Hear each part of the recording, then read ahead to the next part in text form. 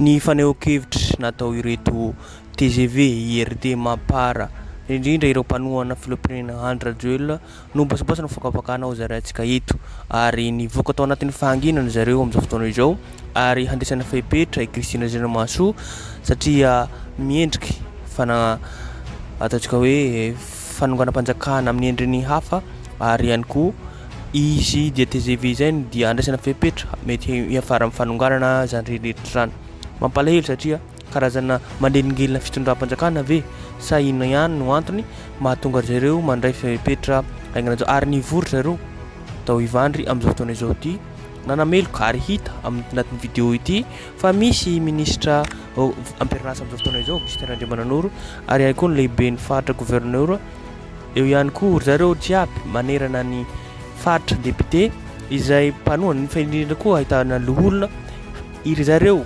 rehetrarehetra mpanohana fitondram-panjakana mamy loatra ny toerana dia nikaondoha mba hanongana na handresa fehipetra Christine Razanamahasoa zareo rehetrarehetra ireo dia miady amin'ny olona anankiray Christine Razanamahasoa koa zay ve no vahaolona eto amin'ny tany sy firenentsika rehefa olona mijoro anatin'ny fahamarinana dia ny vehivavy tokana anankiray no andraisana zareo fehipetra no iadiry zareo amin'izao fotoana izao tsy dia hivalapatra manko tsika amin'izao fotoana izao satria hijery vidéo fanehoan-kevitra zany ataon'ny zareo naneho hevitra zany andray fitenena manko Irma izay vice présidenteny ato amin'ny assemblée nationale sy ny TGV io ihany koa Nina izay député ny solombavambahoaka atao Mahajanga ary ihany koa Jocelyn Maxime izay député ny Diego Natsiranana izay koa izay ny fanehoan-kevitra nataon'ny zareo reto hitantsika manko vidéo eto fa nivoaka tao anatin'ny fahanginana zareo ary handray fehipetra mahakasika ny Christine Razanamahasoa tena mahagaga fa olo-tokana olona iray iadiry zareo rehetrarehetra ny mahagaga nefa dia karazana miaro be fahatany amin'ny fitondram-panjakana ty fa tsy mahatsapa tsy mahatsiaro fa hoe mangirifiry fijaliana ny fiainam-bahoaka izay no iadiany Christine Razanamahasoa ny fijaliany vahoaka mijaly amin'izao fotoana izao ty koa zay mampijoro ary tsy izany ihany koa izy Christine Razanamahasoa ny tolona izay nifanarahana tamin'ny 2009 lasa zavatra fahantrana lalina zao ny mahazo ny firenentsika koa izay no zava-misy azy eto misy vidéo asehontsika fanehoan-kevitra nataon'ny zareo zay azadino hatrany miabone na manao zay na manao commentaire ahafahantsika mahatsara zavatra izay koa mazoto mijery tompoko lahy izy tompoko vavy ny fanambarany ny filohan'ny anty-amin'ny era-pirenena Razanamahasoa Christine dia nivoaka tao anatin'ny fahanginana ny pont national ny IRD TGV fa tsy manaiky ny endrika fanakorontanana ny firenena ary miendrika fanonganam-panjakana hoy ny fanambaran'izy ireo ny fihetsika sy fanambarana nataona Ramatoa Razanamahasoa Christine iny ary tsy mifanaraka amin'ny vodikevitry ny antoko tahaka izao ary ny fanambarana nataon'izy ireo teny Ivandry ny atoandro ny alatsinainy 20 mars. Antananarivo fa 5 marsa 4 sy 4 ny bureau national ny antoko TGV IRD dia manambara fa sady-piara-trany amin'ny fiarovana ny tombotsoa ambonin'ny firenena sy ny mahasoa ny vahoaka malagasy ary tsy manaiky miendrika sy tetika entina anakorontanana ny firenena izay anohitoina ny fampandrosoana ny Madagasikara manoloana ireo teti-dratsy evi-dratsy sy kadikady politika hitako izay fa tsy mahasoa ny firenena dia misafidy ny hijoro sy ny ary misafidy ny vahoaka malagasy ny bureau national ny antoko TGV IRD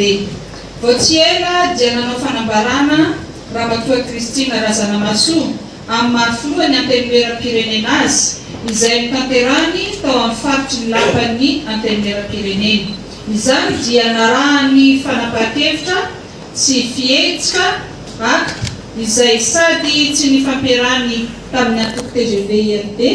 no tsy nifanaraka amin'ny foto-kevitra politika ijoroan'ny antoko manoloana ny raharaham-pirenena.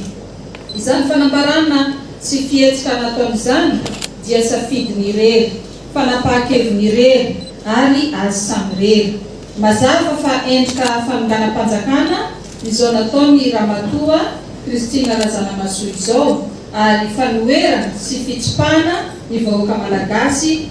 fanaleo ny safidiny. Azo lazaina hoe kadehivavana ny solombavambahoaka no mitsipaka ny safidy vahoaka amin'izao ny farany 7 taona fiasany iny metenera-pirenena izao ka mandrovy sy manao ny fomba rehetra ampisara-bazana. Nilaza Ramatoa Christine Razanamaso fa olona no olana eto amin'ny firenena fa tsy nirafitra voapirofo amin'ny zava-misy amin'izao fotoana zao fa Ramatoa Christine Razanamaso no olana mamboly sy mitondra olana eo amin'ny firenena sy manakorotana saim-bahoaka izy. Manakorotana saim-bahoaka izy no mpamadika palitao noho ny tombotsoany manokana noho ny fitiavan-tena ka tsy mitsinjo ny vahoaka ary tsy manisy asiny ny raha nireo marikioran'atsaka tamin'ny 2009. Miseho ankehitriny ny saritavan'ny mpialokaloka ny sandoka ny anaran'ny vahoaka sy ny antoko izay mitakona tao ambadiky ny fitiavan-tena sy ny fanaovana tsinotsinona ny vahoaka. Ny vahoaka malagasy nefa dia nampiseho ny fahendreny ka tsy nanaraka ireo fanakorotana nandritry ny fampielezan-kevitra indrindra ireo famporisiana ny vahoaka malagasy tsy mifidy fa niroso tamin'ny fandatsaham-baky tamin'ny filaminana ary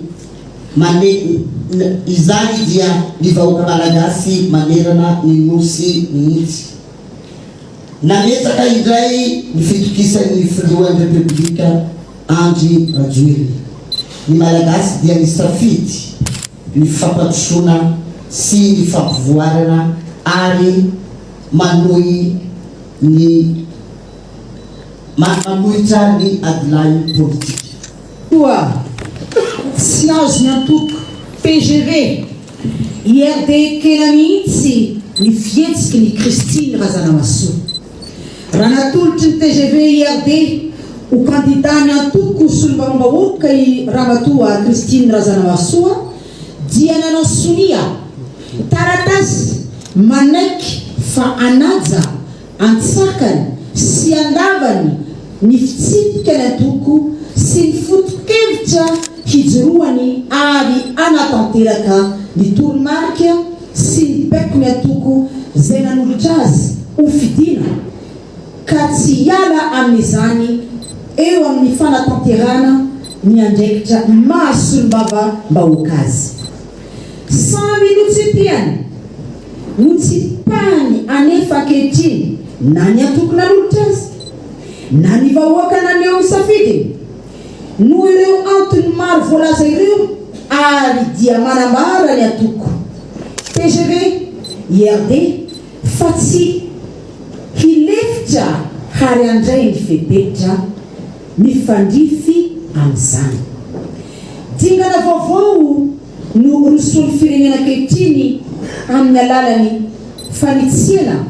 ny fanaovana politika eto Madagasikara ao anatin'ny fanajana ny foto-kevitra ny rafitra ny lalàna manakery rehetra ao anatin'ny fanitsiana fahamarinana sy fitiavan-tanindrazana. Mankahiratrana antsika rehetra indrindra n'izao akatoky ny fiatrehana ny fifidianana ny solombavam-bahoaka izao ary mbola manambara sy manamafy hatrany fa manoana hatrany tsy misy fepetra ny fitondram-panjakana izay mijoro. Ny Bureau Nasionaly, ireo olom-bofidy, ireo mpitolona fa indrindra ny vahoaka malagasy mba ho anisa satria isika rehetra tsy maintsy mandresy Madagasikara tsy maintsy mandroso.